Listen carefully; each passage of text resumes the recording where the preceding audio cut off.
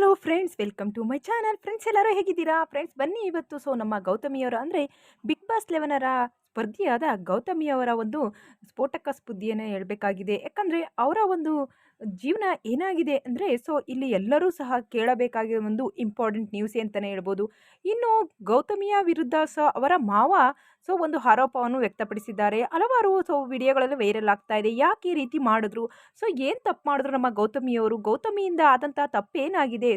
ಅವರಿಂದ ಯಾರಿಗೆ ತೊಂದರೆ ಆಯಿತು ಏನನ್ನೋದು ಸಹ ಮಾಹಿತಿ ಸರಿಯಾಗಿ ಯಾರಿಗೂ ಗೊತ್ತಿಲ್ಲ. ಇದರಿಂದ ಗೌತಮಿ ಮತ್ತು ಅಭಿಷೇಕ್ ಜೀವನ ಹೆಂಗೆ ಆಗುತ್ತೆ ಮುಂದೆ? ಏನಾಗುತ್ತೆ ಅವರ ಪರಿಸ್ಥಿತಿ? ಅವರು ಸಮಾಜದಲ್ಲಿ ಯಾವ ರೀತಿ ಒಂದು ಉನ್ನತ ಸ್ಥಾನವನ್ನು ಪಡೆಯಲು ಸಾಧ್ಯ ಆಗುತ್ತೆ ಅನ್ನೋದನ್ನ ಒಂದು ಕಾರಣ ವಿಷಯವಾಗಿದೆ.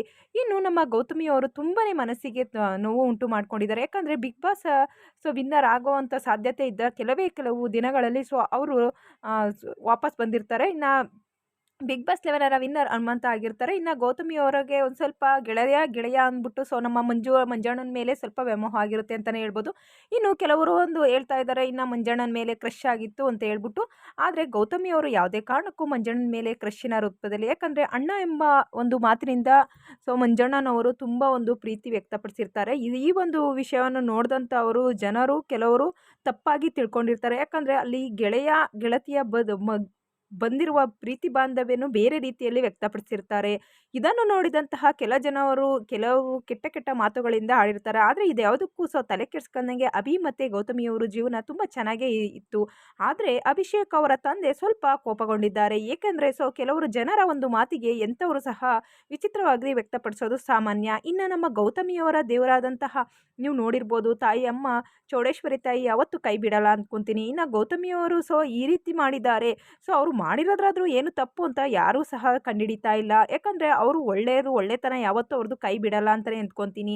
ಇನ್ನು ಗೌತಮಿಯವರ ಮಾವ ಆದಂಥವರು ಗೌತಮಿಯ ಬಗ್ಗೆ ಬೇರೆ ರೀತಿ ಆರೋಪವನ್ನು ವ್ಯಕ್ತಪಡಿಸಿರೋ ಮೂಲಕ ತನ್ನ ಮಗ ಅಭಿಷೇಕ್ ಮತ್ತು ಗೌತಮಿಯಿಂದ ಮನೆಯಿಂದ ಹೊರ ಹಾಕಿದ್ದಾರೆ. ಯಾಕೆ ಈ ರೀತಿ ಮಾಡಿದ್ರು? ಗೌತಮಿಯವರ ಮಾವನಿಗೆ ಗೊತ್ತಾಗ್ಲಿಲ್ವಾ?